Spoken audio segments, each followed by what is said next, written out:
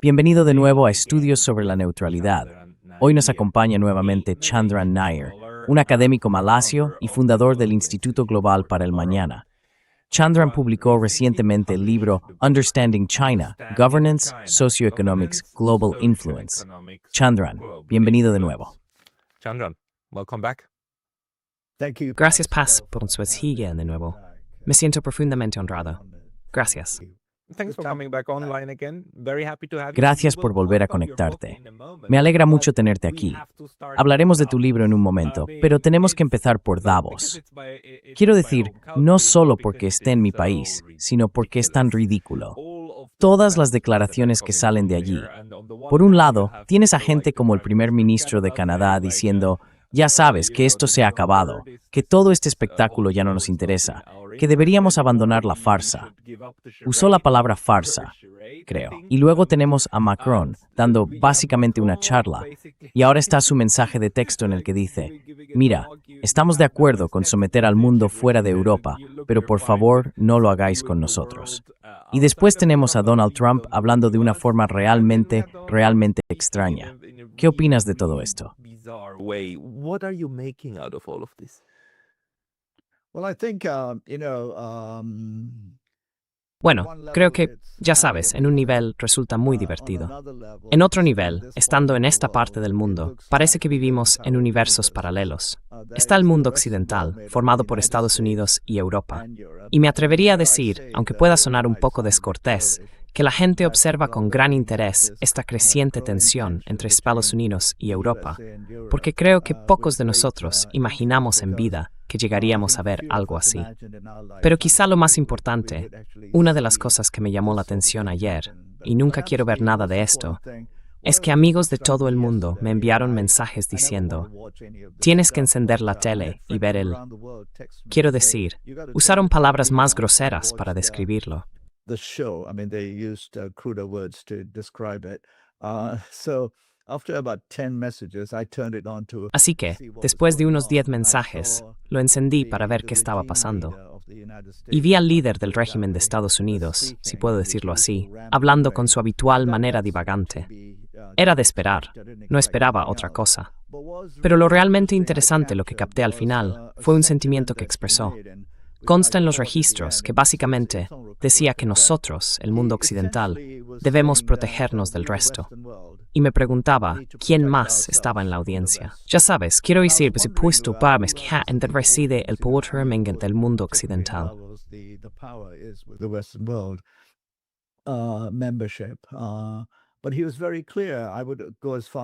Pero fue muy claro.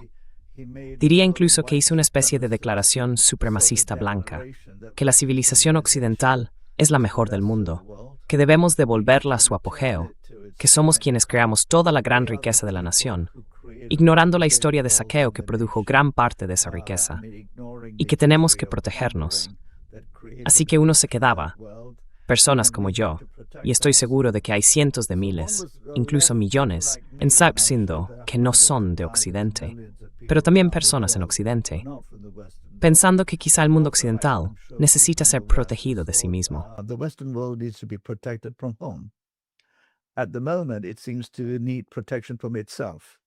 En este momento, parece necesitar protección de sí mismo. Y básicamente, es como un hermano de sangre, si se quiere llamar así, y necesita protección de eso. Estuve a punto de decir hoy que el WEF debería llamarse WEF, el Foro Económico del Mundo Occidental, porque eso es en lo que se ha convertido. Y luego, cuando terminó de hablar, creo que el presidente del WEF se sentó con él de una manera muy incómoda, casi tratándolo como si fuera su gurú, su maestro, su líder, y haciéndole las preguntas más simples. Como de costumbre, el líder de Estados Unidos se desvió del tema y dio respuestas muy obtusas y extrañas. Pero era esa relación la que se podía ver tan servil.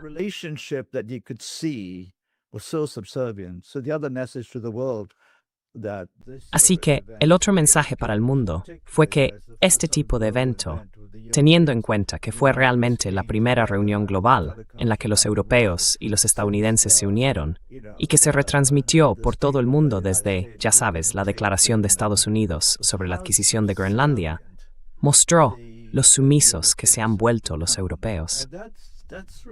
Y eso es realmente condenatorio para que lo vea el resto del mundo. Así que creo que todas estas son señales muy importantes. Si puedo añadir una cosa más, pensé que la declaración del primer ministro canadiense fue buena, pero resultaba un poco excesiva, viniendo de un país de solo 40 millones de habitantes, que ha tenido un lugar desproporcionado en la mesa de la que hablaba.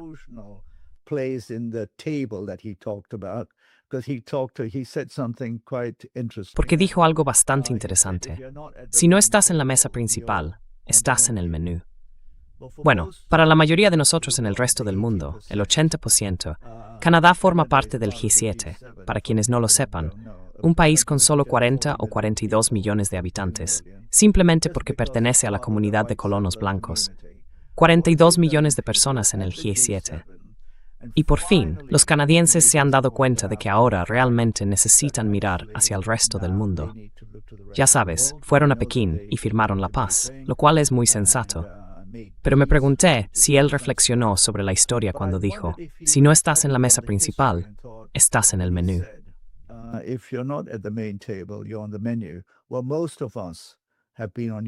Bueno, la mayoría de nosotros hemos estado en vuestro menú, incluido el de Canadá.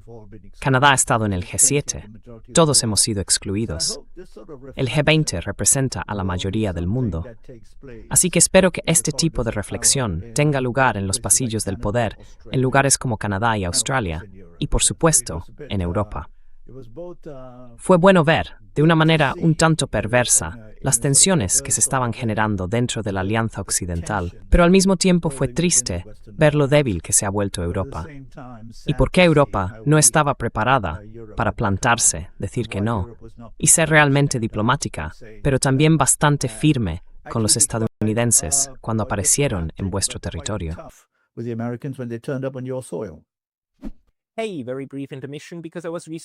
Oye, una breve pausa, porque me han baneado recientemente de YouTube, y aunque he vuelto, esto podría volver a pasar en cualquier momento.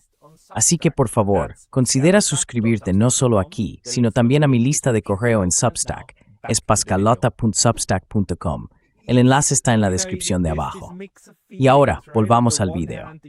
Sabes, hay una mezcla de sentimientos, ¿verdad?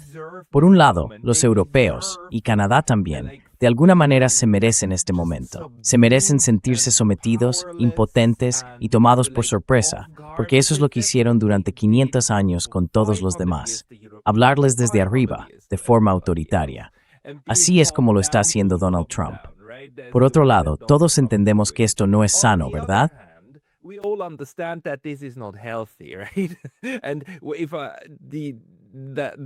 Lo que querríamos es un mundo que funcione correctamente, no uno en el que el antiguo colonizador esté siendo ahora colonizado.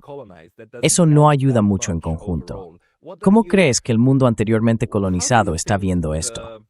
Personas que, y de esto hablamos la última vez, ¿verdad?, ven la incapacidad de Europa para entender que el colonialismo no ha terminado y que el resto del mundo no está simplemente olvidando esa experiencia. Además, sigue ocurriendo, ¿no? Una buena parte del mundo sigue, a día de hoy, siendo explotada intensamente. Y Francia, la reina de no soltar el control, sigue directamente implicada en África y actuando con mano dura en todo el mundo siempre que puede. Y ahora, en el otro extremo, han llegado a un punto en el que ya no pueden y en el que empiezan a estar en el lado más débil. ¿Cómo crees que el resto del mundo interpreta esto?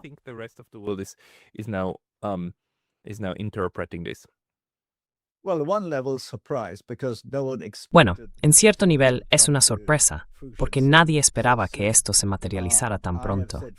He dicho durante muchos años, incluso hablando en Europa, hace ya 10 años, que Europa debería desvincularse de Estados Unidos. Eso no significa ser enemigo de Estados Unidos, aunque recientemente algunos políticos estadounidenses y comentaristas europeos han dicho, tenemos un enemigo, se llama Estados Unidos.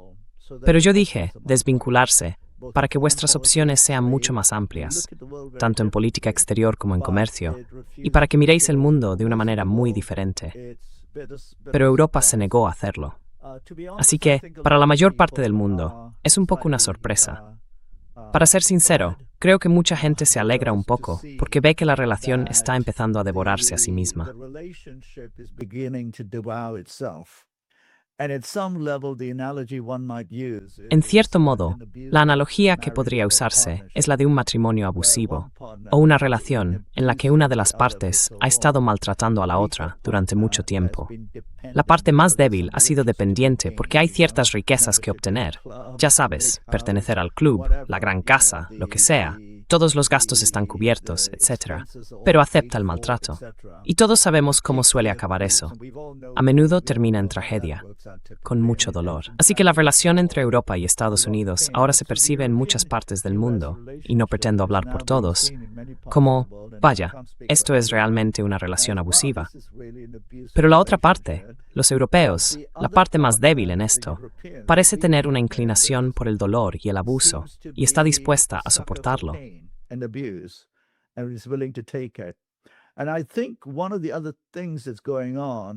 Y creo que una de las otras cosas que está ocurriendo, y lo hemos visto en los últimos años, es que a medida que ha crecido la crítica constante a China por parte de Europa y de Estados Unidos, el comportamiento estadounidense en realidad ha hecho que China aparezca bajo una luz mucho más favorable. Lo hemos visto en los 2 últimos años, especialmente en Asia. Eso no significa que China no tenga cosas que deba hacer, pero lo que también ha conseguido, en mi opinión, es que la gente entienda cuál es el país que se ha enfrentado a los estadounidenses en los últimos 10 años. Cuando se trató de los aranceles, ¿qué país se plantó y dijo que no, sin pestañear? China.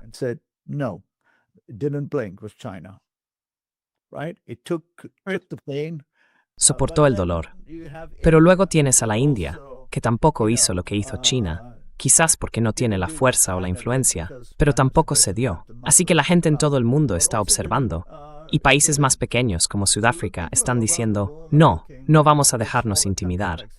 Y luego la gente mira a Europa y dice, bueno, vuestra economía en conjunto es casi del tamaño de la de Estados Unidos. ¿Por qué no les plantáis cara? Creo que esa es la conversación más importante que he tenido en las últimas 24 horas con personas de esta parte del mundo, preguntándose por qué los europeos no simplemente dicen, adelante, vamos a ver si realmente se atreven y qué pasa.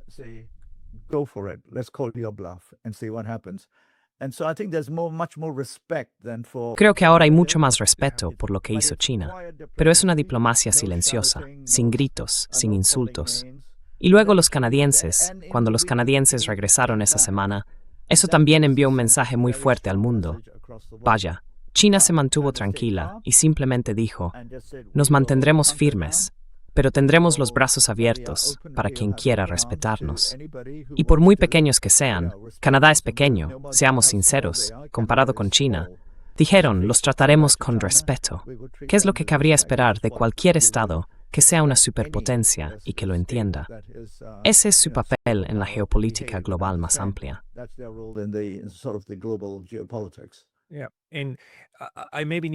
Y quizá deba añadir una cosa cuando digo que los europeos se merecen esto. En realidad, lo que quiero decir es que las élites europeas se lo merecen, porque, como ocurre con muchas de estas estructuras de poder, también dentro de los propios estados, suele ser la población más pobre la que está tan explotada como la de fuera. Pero lo que estamos viendo ahora es que esos círculos de élite están empezando a ser bastante derrotados por Estados Unidos, ¿verdad? Y puestos en su sitio. Y quizá esto se relacione con algo que dijiste, Nick, que te gustaría debatir, y que me parece importante.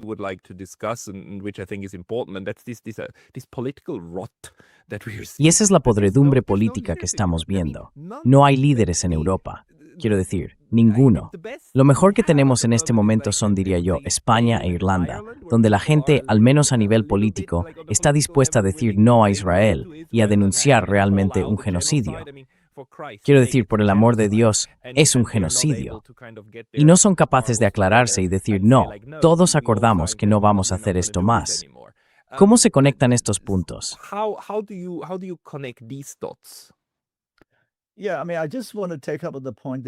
Sí, quiero retomar el punto que mencionaste sobre las élites europeas, porque ya sabes, cuando me refiero al mundo occidental, al escribir o hablar de esa manera, no puedes matizar todo lo que dices. Y me corrigen con razón, y acepto esas observaciones. No todo es lo mismo, lo entiendo. Pero también digo que yo no acuñé la expresión el mundo occidental.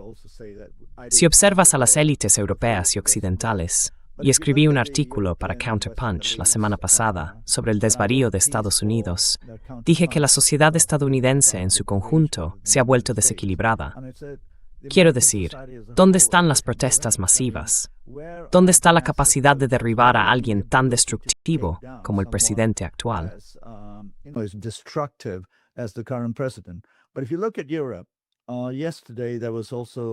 Pero si miras a Europa, ayer apareció un informe que esta mañana estaba en todas partes, diciendo que la presidenta del Banco Central, la señora Lagarde, se levantó de una cena en la que el secretario de Comercio de Estados Unidos estaba siendo absolutamente grosero con los europeos, insultándolos, así que ella se marchó. En una breve entrevista, dijo algo como: ahora, lo que estamos viendo, y esto coincide con lo que dijo el primer ministro canadiense, es que se levanta el telón del nuevo orden mundial. Y quiero decir que ya sabes, lo que pensamos personas como nosotros, y no hablo por todos, pero aquellos de nosotros que observamos estos asuntos en Asia, y creo que también en Oriente Medio y África, ese telón se levantó hace ya un tiempo. Solo estabais mirando.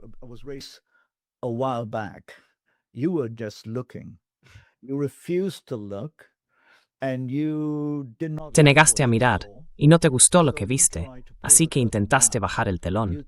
Le lanzaste basura, lo insultaste, intentaste prenderle fuego, y ahora has descubierto que en realidad no puedes quemarlo, y solo lo reconoces cuando uno de los tuyos se ha convertido, esencialmente, en lo que crees que es el nuevo orden mundial, porque se comporta de una manera que asocias con ello. Pero el nuevo orden mundial no es el comportamiento de los estadounidenses. El nuevo orden mundial fue la transformación, en su mayoría positiva, que estaba teniendo lugar en la mayoría global, recuperando su soberanía frente a todos los demás impedimentos en su camino, con todos sus problemas, ya sabes, mala gobernanza, etc. Pero ese nuevo orden mundial ha estado formándose, o debería haber estado formándose, desde hace al menos 10 años, pero nunca miraste.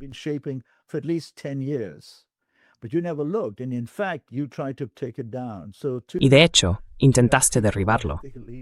Así que ya sabes, personas como las élites en Europa que decían, ahora tenemos un nuevo orden mundial. No, ya existía. Simplemente no queríais verlo. Intentasteis destruirlo. Y ahora os enfrentáis a lo que creéis que es el nuevo orden, porque vuestro hermano mayor se está comportando tan mal. Nunca pensasteis que eso ocurriría. Hasta que vuestro hermano mayor se comportó realmente mal, creíais que no había un nuevo orden mundial porque queríais conservar el antiguo. Y no queríais ver el lado positivo del cambio, porque ese cambio venía de personas a las que nunca quisisteis considerar vuestros iguales. Y ahora os veis obligados a hacerlo, por vuestro hermano mayor, porque vuestro hermano mayor se comporta como un rebelde. Y creo que esto también es algo de lo que, ya sabes, todos hablaremos. ¿Dónde han estado estas personas?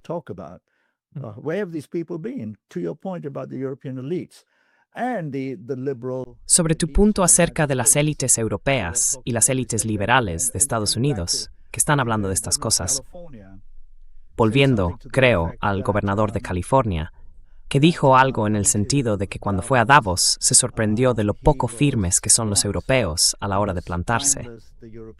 Bueno, eso también es bastante irónico, viniendo de un estadounidense, teniendo en cuenta que la persona a la que llamó el gran matón es uno de los suyos. ¿Dónde estaban todos los estadounidenses?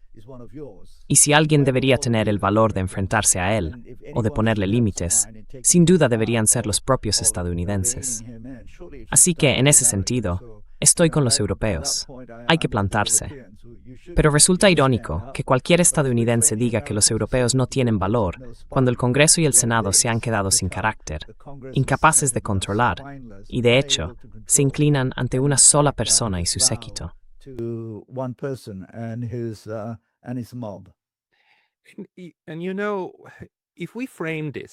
Y ya sabes, si enmarcamos el colonialismo como este largo periodo que comienza en algún momento del siglo XV o así, lo que realmente vemos es una especie de trabajo en equipo para gestionar el mundo, ¿verdad?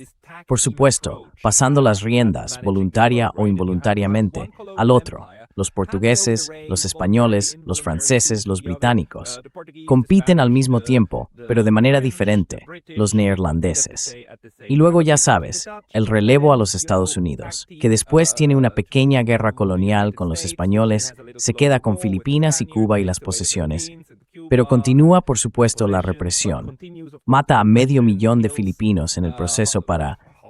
Creo que en realidad se acerca al 1,000,000. Perdón, no tengo las cifras. No te estoy corrigiendo. Es exactamente así.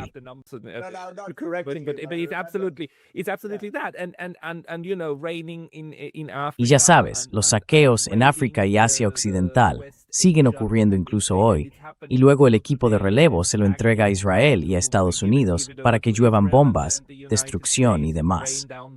Así que si lo miramos de esa manera, y bueno, según mis propias investigaciones, sé que Suiza siempre formó parte de eso.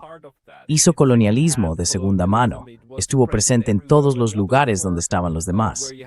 Donde quiera que hubiera jurisdicción colonial, ellos iban y hacían el comercio que los grandes no querían, pero ya sabes, recogían los restos. Siempre ha sido una empresa muy europea. Y en cierto modo, siento que esto está llegando a su fin, porque el enfoque táctico ya no funciona. No hay nadie que pueda tomar el relevo, como lo hizo Estados Unidos a principios del siglo XX, y seguir imponiendo la estructura. ¿Tú también lo ves así?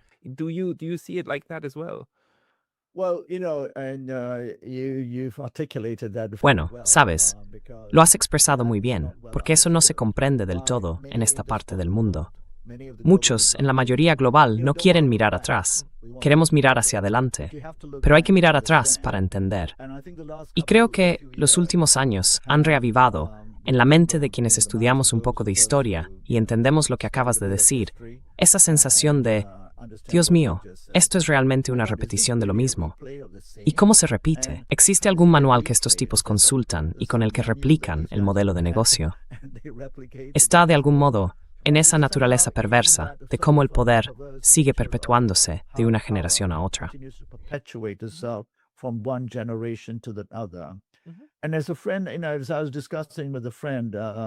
Como comentaba con un amigo, quiero decir, ¿por qué hay tanto miedo en el mundo occidental, personificado en el miedo estadounidense? Los estadounidenses están impulsados por el miedo al mundo entero. ¿Por qué hay tanto miedo entre los estadounidenses y los europeos? En cierto nivel, uno no puede evitar pensar, en línea con lo que estás diciendo, que temen un mundo en el que ya no tengan un poder económico y militar inmensamente superior al del resto. Un mundo en el que otros sean iguales a ellos, o incluso los sustituyan en términos de poder. Ahí está la cuestión. Temen que otros les hagan lo que ellos hicieron a los demás. Y creo que eso está arraigado tras siglos de lo que acabas de describir.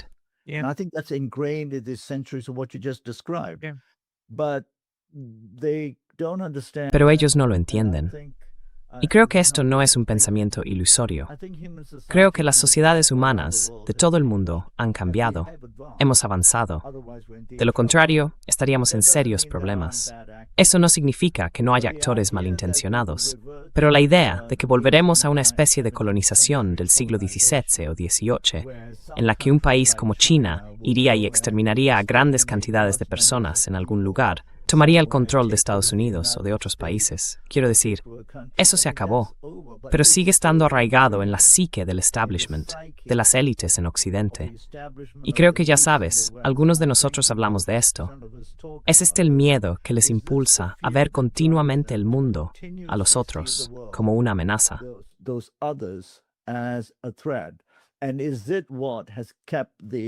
Y es eso lo que ha mantenido el vínculo entre los europeos, que tú describiste, y los estadounidenses. Sabes, los estadounidenses se convirtieron en la potencia más poderosa. Las potencias europeas se fueron retirando. Y entonces tuvieron este contrato abusivo, como una pareja abusiva. Y ahora eso se está rompiendo. Ahora bien, si realmente se rompe, entonces en mi opinión será algo bueno. Será algo bueno para todos. No solo será algo bueno para el resto del mundo, creo que será bueno para los europeos. Y siempre les he dicho a los europeos que son una civilización antigua, diversa y que comprenden el mundo mejor que los estadounidenses. They understand the world better than the Americans. There's a lot of respect for Europeans in different parts of the world. Hay mucho respeto por los europeos en diferentes partes del mundo, a pesar de la historia. Y todo eso puede, ya sabes, no enterrarse, sino afrontarse en un nuevo mundo en el que trabajemos juntos como iguales. Creo que los europeos deben aceptar eso. Y si esta ruptura que está ocurriendo continúa, entonces será muy buena para el mundo. La pregunta es, ¿serán los europeos lo bastante valientes como para dar ese paso, para ser un bloque que trate al resto del mundo como iguales y que no vea su protección, su seguridad y su prosperidad como algo vinculado únicamente al poder militar y económico, de lo que solo puedo llamar un Estado rebelde, Estados Unidos?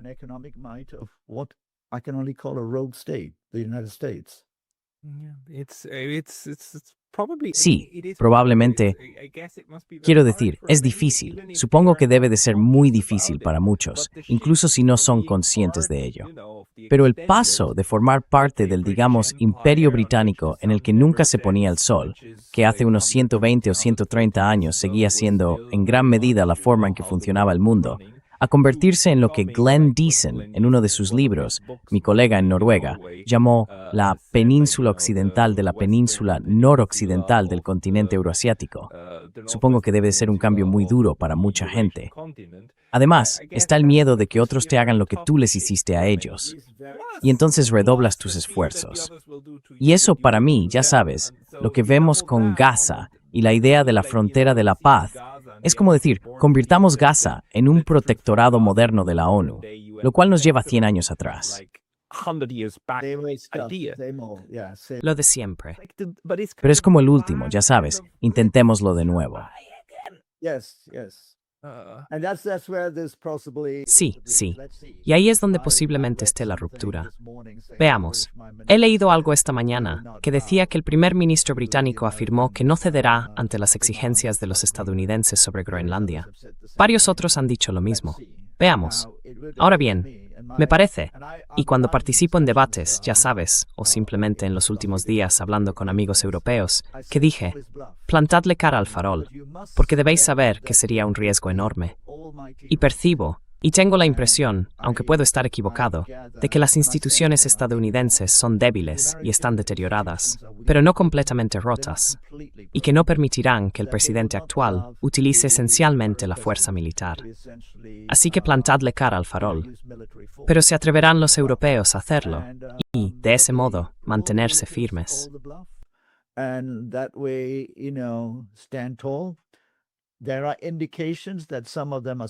Hay indicios de que algunos de ellos lo están diciendo.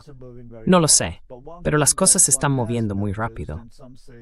Una cosa que se ha notado, y algunos dicen que probablemente está impulsada por los mercados, es que lo único que ese tipo entiende, de la forma más simplista, es que no comprende las implicaciones de lo que dice sobre los mercados.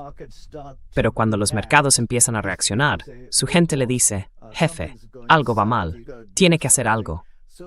Así que ayer dio un pequeño paso atrás, y eso demuestra el mundo en el que vivimos. Es tan voluble que los mercados se recuperaron en cuestión de horas.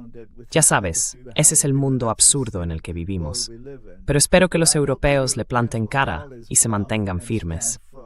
Creo que ese es el punto de inflexión para el mundo en lo que respecta a la relación entre Estados Unidos y Europa.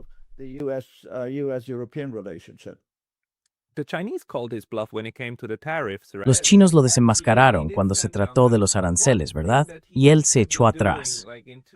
Así que una cosa que parece hacer de forma intuitiva es intentar constantemente descolocar a todo el mundo. Luego propone la siguiente idea absurda y se aferra a ella hasta que la gente empieza a tomársela en serio. Y después pasa a la siguiente y a la siguiente. Rompe constantemente la agenda de todos. Pero sí, quiero decir, los indios también dijeron, no vas a hacer esto. Así que tenemos un caso.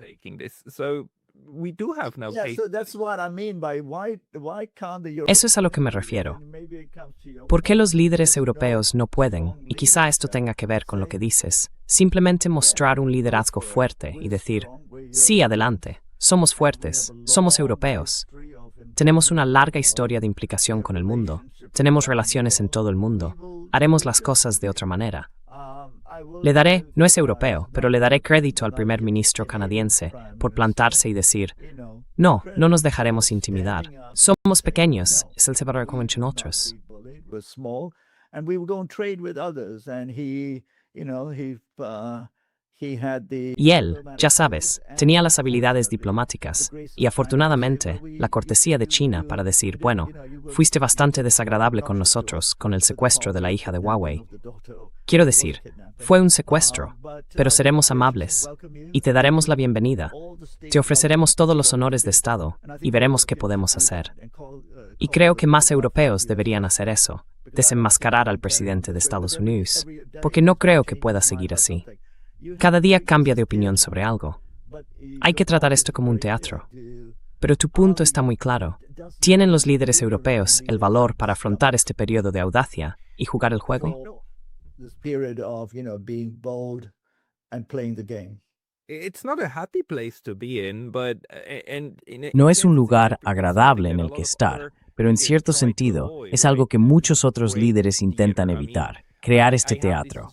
Quiero decir, tengo una sensación muy fuerte de que la mayoría de los políticos en Europa hoy en día, estas élites, son responsables de políticas, piensan en políticas, y ese no es un buen tipo de liderazgo. Lo que uno quiere son estrategas que intenten, ya sabes, avanzar en la dirección correcta, no personas que intenten microgestionar las cosas como hace la UE. Pero eso quizá nos lleva a China y al libro que escribiste, junto con un par de otros, Understanding China. El modo chino de liderazgo para mí parece, digamos internamente, uno de establecer metas y aspiraciones, y luego intentar motivar al resto para que las sigan y las alcancen. ¿Cómo explicarías el enfoque chino de la política en contraste con lo que hacen los europeos y los estadounidenses?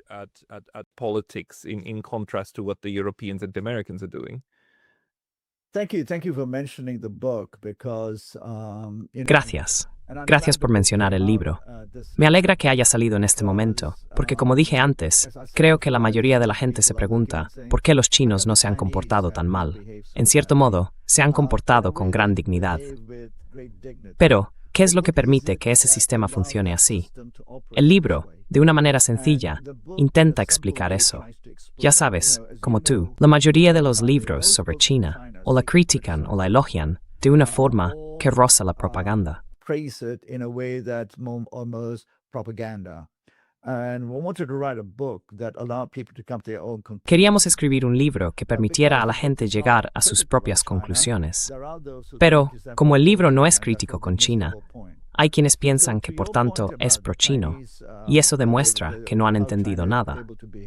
En cuanto a tu pregunta sobre cómo China puede comportarse de esa manera, en primer lugar, creo que es muy importante entender que no se puede comprender China mirándola a través del prisma de los sistemas políticos o de gobierno occidentales. Es un sistema completamente diferente y hay que reconocerlo. Una de las claves que hay que entender es que el sistema chino está extremadamente centrado en la meritocracia.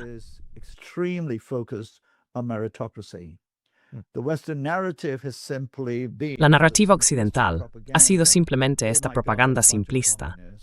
Oh, Dios mío, hay un montón de comunistas, están oprimiendo a todo el mundo, están quitando los derechos a todos. Bueno, no se puede ser un grupo de autócratas, comunistas sin entendimiento, y al mismo tiempo tener la gran capacidad de sacar a 800 millones de personas de la pobreza y crear algo sin precedentes en la historia humana. No se puede conseguir eso con esclavos. Así que había una población que apoyaba un sistema. Ese sistema no es perfecto, pero lo que los chinos comprendieron en términos de contrato social es: os apoyamos como liderazgo a través de nuestro sistema.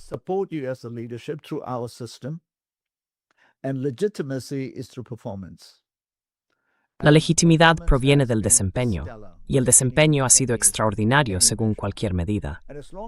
Mientras se siga haciendo eso, y eso no significa que todo el mundo deba hacerse rico, la preocupación china es que los niveles de vida han mejorado notablemente. Acceso a la educación, la tecnología, la seguridad y libertades que antes no existían. Pero no son libertades definidas desde la perspectiva occidental. La persona china promedio entiende que, en un país con una densidad de población tan alta, especialmente en las zonas urbanas, no se pueden tener los mismos tipos de libertades que podría haber en otros lugares. You can't have the same freedoms that you could have in different ways.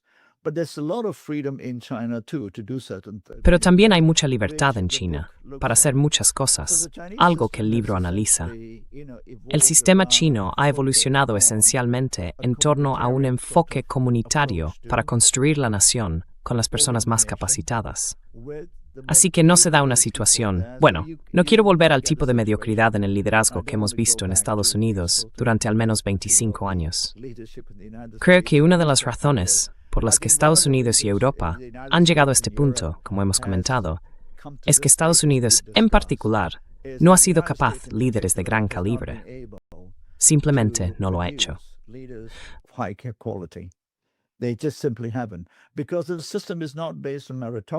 Porque el sistema no se basa en la meritocracia, no se basa en la capacidad, se basa en la retórica y el dinero. Está empapado de política partidista.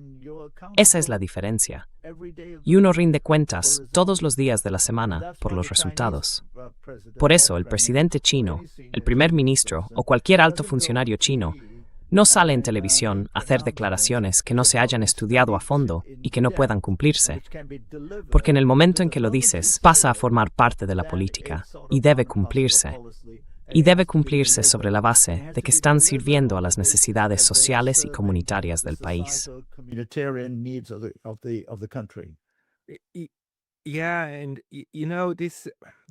Sí, y ya sabes, hubo un acontecimiento reciente que me recordó que algunas partes del mundo, o la política misma, funcionan de manera diferente. Ya sabes, lo que está ocurriendo entre Japón y China. Cuando la primera ministra japonesa, la nueva primera ministra, la señora Takahashi, dijo imprudentemente que un ataque chino a Taiwán sería una amenaza existencial para Japón. En mi opinión, lo dijo sin prepararlo mucho y sin entender las consecuencias.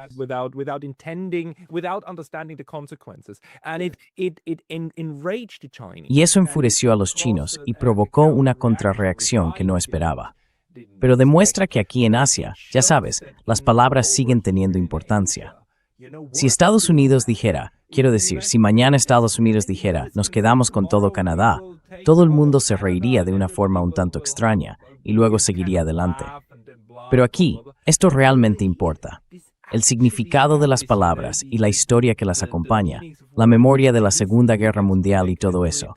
Y si los japoneses no se dan cuenta, los chinos sí. Es simplemente una forma diferente de interacción, ¿no?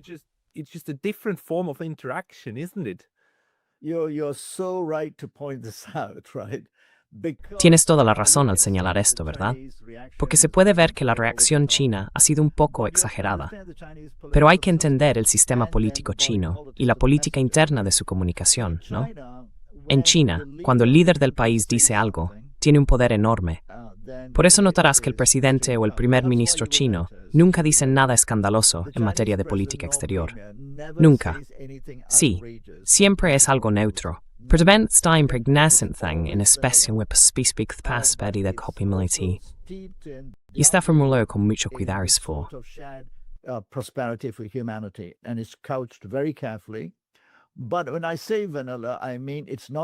Pero cuando digo vainilla, quiero decir que no es agresivo, sino que está profundamente reflexionado. Y por eso, ya sabes, es muy importante comprenderlo. La semana pasada escribí un artículo sobre el completo, desprecio hacia la iniciativa de gobernanza global de China, que quizá hayas visto. En realidad, es un proceso profundamente meditado para mejorar, no sustituir, el sistema de la ONU. Pero nadie lo conoce. Cuando estaba investigando, descubrí que casi nadie en los medios occidentales lo ha cubierto.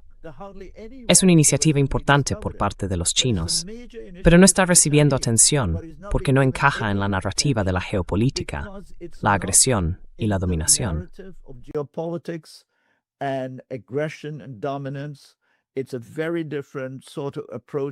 Es un tipo de enfoque muy diferente al que China considera problemas estructurales, reunir a todos en la mesa, porque los medios occidentales simplemente no pueden entenderlo. Pero esa iniciativa de gobernanza global está respaldada por miles de páginas de detalles dentro del sistema chino. Se ha reflexionado sobre ello en múltiples niveles. No es como si los miembros del Politburó se hubieran sentado y dijeran, oye, ¿por qué no escribís algo parecido a la nueva estrategia de seguridad nacional? Sí, como la del gobierno de Estados Unidos, que trata sobre el dominio del mundo y todo eso. Sí, sí. Esta es la diferencia cultural. Así que, cuando el primer ministro japonés, ya sea por ingenuidad o por querer causar impacto, dice algo así, para los chinos es, Dios mío, ¿de verdad creen eso? Pero puede que solo sea una declaración frívola y tonta con fines políticos, como ella dijo. Y ahora tiene que, ya sabes, pagar un precio por ello. Pero al mismo tiempo, creo que los chinos deberían tender la mano. Aún así, no está en el carácter chino tomarse algo así a la ligera. Porque cuando dices eso, especialmente algo así, un líder chino diría, yo nunca diría eso. Y si lo dijera, significaría que vamos a hacer algo al respecto.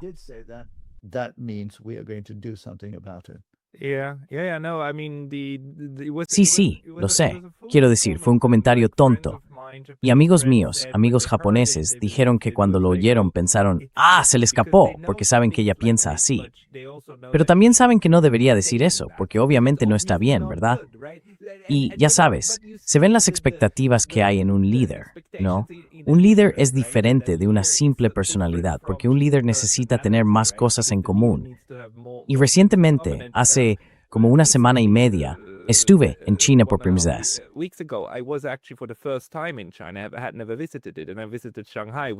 Nunca había estado allí antes. Fui a Shanghái, que de hecho mencionas en tu libro, y me quedé impresionado. Quiero decir, también me sorprendió lo mucho que Shanghái se parece a Tokio. Ya sabes, hay tantas cosas que vuelves a reconocer. Así que solo quiero preguntarte, cuando miramos a Asia como una unidad geográfica, tenemos todas estas divisiones y problemas entre India y China, China y Japón, Corea, y así sucesivamente. Pero evidentemente, hay alguna forma de enfoque cultural compartido hacia las cosas, ¿no es así? Oh sí, quiero decir, esta es la fórmula secreta que solo necesitamos reunir, ¿verdad? Tenemos que unir todo esto. Esta mañana estaba haciendo una entrevista con otra persona sobre el libro y dije que, en mi opinión, la relación geopolítica más trascendental del siglo XXI sería la de China e India. Su influencia en toda la región está en todas partes. Si vas a Indonesia, hay hinduismo, budismo, islam, todo está allí. Así que la relación debe cambiar, pero también tenemos que reconocerlo.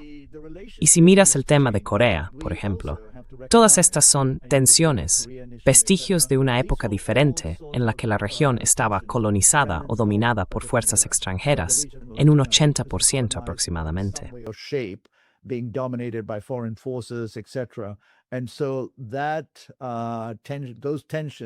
Y así, esas tensiones, eran las implicaciones de todas esas cosas que han perdurado hasta ahora.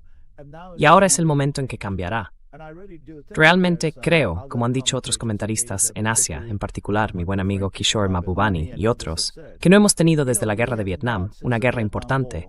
Y afortunadamente, gracias a Dios, ningún país ha ido y ha lanzado bombas masivas sobre otros. Ningún país lo ha hecho.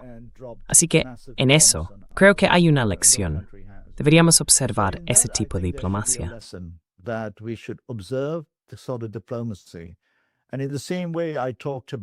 Y del mismo modo que hablé esta mañana, o quizá fue ayer en otra entrevista, necesitamos reformular la diplomacia. Sabes, durante demasiado tiempo, incluso en esta parte del mundo, si surge un problema en algún lugar, necesitamos que venga algún diplomático noruego o escandinavo enviado por la ONU que no tiene ni idea de esta región. Pero, al parecer, en cuanto un hombre blanco entra en el escenario del conflicto en Asia, todos vamos a sentarnos y escuchar. Quiero decir, este es el sistema colonial. Tenemos más logros diplomáticos del mundo justo aquí en esta región, y no los hemos aprovechado.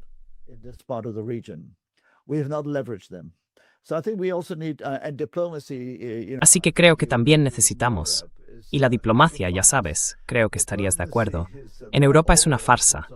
Se supone que la diplomacia consiste en tener todas las opciones sobre la mesa. Te unes a nuestro bando. De lo contrario, puede que te impongamos sanciones primero. Puede que paralicemos tu economía. Y si aún así no te sientas a negociar, Incluso podríamos bombardearte. Esa es la diplomacia europea y occidental. El resto del mundo es muy diferente. Así que creo que tienes razón al decir, y siempre lo he dicho, que necesitamos encontrar la capacidad de tener diplomáticos de esta región. He estado pidiendo que se construya aquí una escuela de diplomacia. Enviamos a nuestros diplomáticos a la escuela Johns Hopkins y a la escuela Kennedy.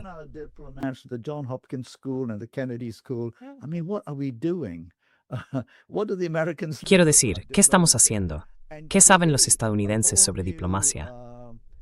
Necesitamos crear toda una nueva infraestructura de relaciones diplomáticas, pero más importante aún, escuelas de pensamiento que, como dije, se basen en la cultura. Y una parte importante de esa cultura es cómo no perder la cara. Parece algo sencillo, pero ya sabes, probablemente viviendo en Japón, que eso es una de las cosas más importantes. Puede que no me caigas bien, y vamos a hablar, pero lo que no debería hacer es ir a la BBC y decir, eres un desgraciado. O ir a su país y decir, a ver si se inclina ante mí, a ver cómo puedo superarle. Así no se hacen las cosas.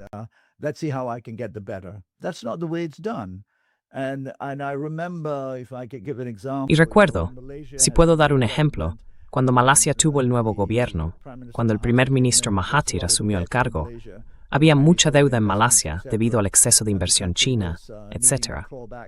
El país necesitaba recuperar parte de ese dinero. Mahathir decidió ir a Pekín a negociar, y según la forma de pensar diplomática asiática, el presidente Xi dio la bienvenida a Mahathir. Quiero decir, Malasia es como un guijarro en la playa en lo que respecta a China, una economía pequeña. Exagero un poco, pero ya sabes a qué me refiero. Pero el liderazgo chino pensó, es el estadista veterano. No podemos ser irrespetuosos con el hombre mayor. Es una persona extremadamente culta, te gusten o no sus ideas políticas.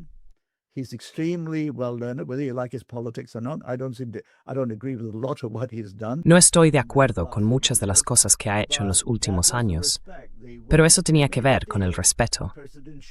Hicieron un acuerdo, y el presidente Xi le dio la bienvenida personalmente. Es un país pequeño, no es como si hubiera aparecido el presidente de los Estados Unidos. Creo que este tipo de comprensión del contexto cultural es algo que deberíamos desarrollar. Creo que China e India deberían embarcarse en ello, porque ambas tienen mucho en común en muchos aspectos y podrían encontrar ese terreno común y dar ejemplo al resto del mundo. Y de manera similar, con Camboya y Tailandia ahora, donde tenemos un pequeño conflicto, no creo que necesitemos a los estadounidenses ni a nadie más. Necesitamos buenos diplomáticos singapurenses. Muy buenos. Hay muchos. Malayos. Quiero decir, Donald Trump apareció en el último momento para cosechar los beneficios, pero fue Malasia. ¿Por qué Brian, en su mérito, había ayudado? No necesitamos todo esto. De hecho, la influencia de los estadounidenses y los europeos, en mi opinión, es solo un obstáculo. No los necesitamos. Tenemos que dar un paso al frente. Creo que hay algo ahí, de una manera diferente. Y estoy seguro de que es lo mismo en África. Si hablas con africanos, hablan de su manera de hacer las cosas, de formas distintas. Pero la historia de la diplomacia internacional se ha esculpido como el dominio de la democracia. Diplomáticos occidentales de élite viajando por el mundo para hacer la paz, porque los nativos no pueden reunirse. Ya sabes, es una especie de historia de Tarzán y Jane. El mundo ha avanzado, y necesitamos recuperar nuestras tradiciones en el mundo moderno, las costumbres y las formas de tratar con la gente, para que podamos realmente resolver nuestros propios problemas, en lugar de depender de personas de otros lugares.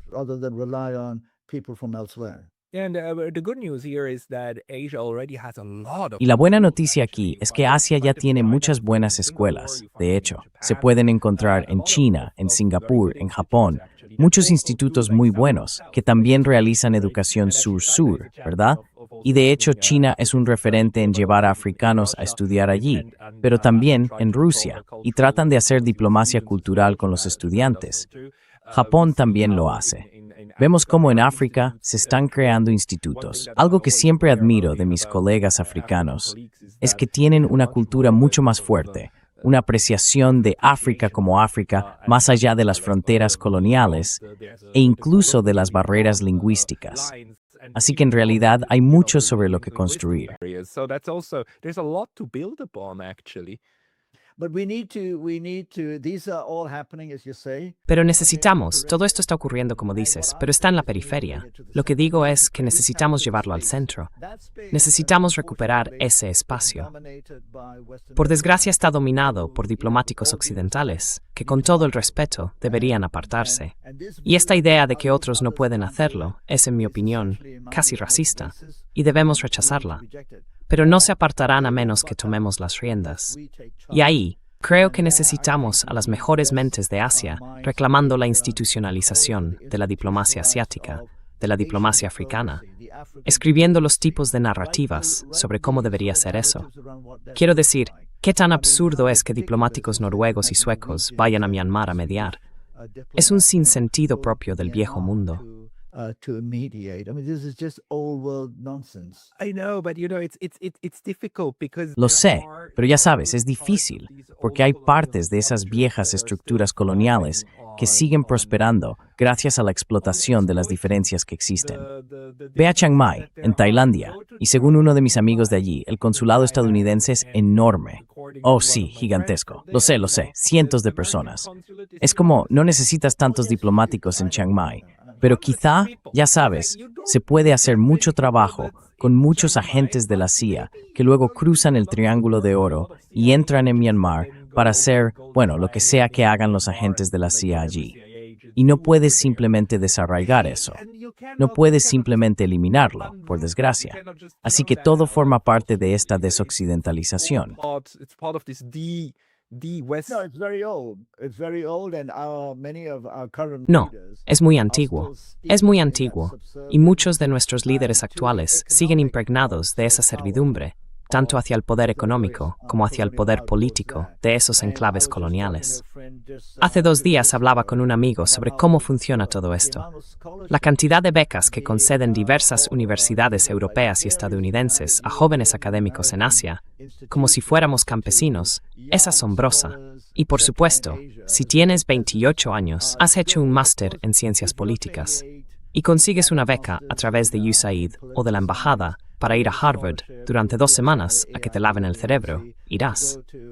Harvard for 2 weeks to be brainwashed, you will go there. And there are numerous, because this is how you capture. Y hay muchos, porque así es como se captan las mentes, y ya he hablado de esto antes. No digo que debamos rechazarlo todo, pero deberíamos tener alternativas. Si existiera la mejor escuela de gobernanza global y diplomacia con sede en Yakarta, o en Tokio, o en Hong Kong, entonces el mundo empezaría a cambiar. Vendrían estadounidenses y europeos a esta parte del mundo y se beneficiarían de comprenderla, o también en Dubái. Pero el viejo mundo y el dinero aún necesitan ser dirigidos hacia ello. No lo hemos pensado bien, y eso es culpa nuestra. No hemos reflexionado sobre cómo hacer estas cosas. We have not thought about how to do this stuff.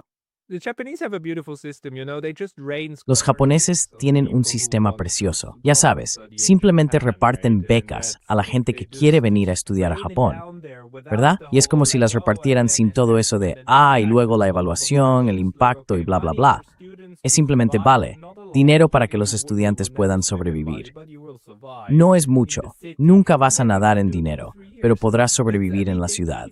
Y entonces puedes hacer 2 o 3 años. Quiero decir, me dieron una beca siendo suizo para venir a estudiar a Japón y hacer mi doctorado aquí.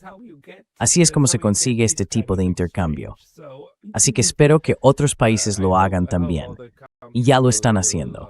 China lo hace, Jeff. And they're already doing. China does so, Jeff. Yeah, but don't underestimate, and that's the transition. Sí, pero no subestimes. Y ahí está la transición en cómo ocurre la descolonización.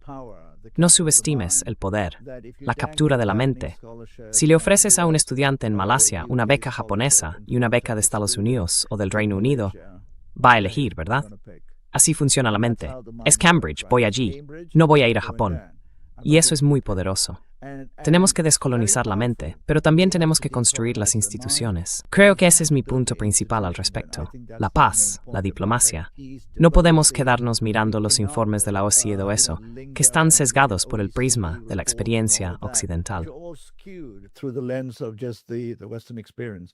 And I think coming back to what my book talks about is essentially. Y creo que volviendo a lo que trata mi libro, se centra esencialmente en China.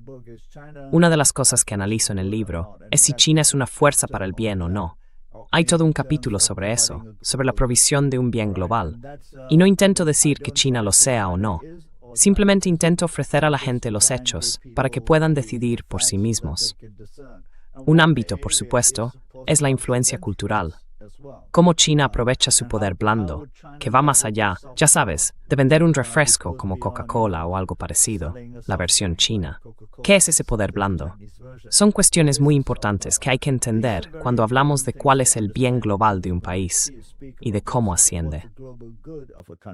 Right. When it rises. And the global good that the United States were granted. Y el bien global que se concedió a Estados Unidos fue el privilegio exorbitante del dólar, que había empezado a abusar.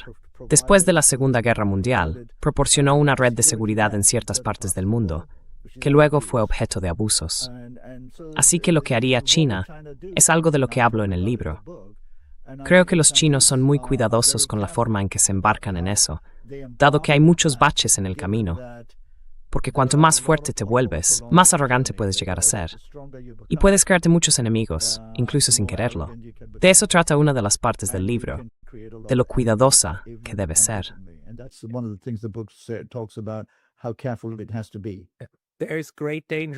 Hay un gran peligro en el éxito. Lo estamos viendo en directo ahora mismo con Occidente, ¿verdad? Pascal Lotaz, ha sido una charla muy interesante. Muchas gracias por ello. Para quienes quieran leer tu libro, estará enlazado en la descripción de abajo. Se titula Understanding China, Governance, Socioeconomics, Global Influence. ¿Hay algún otro lugar donde la gente pueda encontrarte? They can find me on our website, the Global Institute for Tomorrow. Resnick Spike en Tharistotio Web, en Instituto Lugensi para el Mañana, en gift.org. .com, sorry. Tan lo pone step desde skep más abajo. Volveremos a hablar. Chandra Nair, gracias por tu tiempo hoy. Thank you very much. Muchas gracias por invitarme de nuevo. Muchas gracias. Cuídate. Adiós. Bye-bye.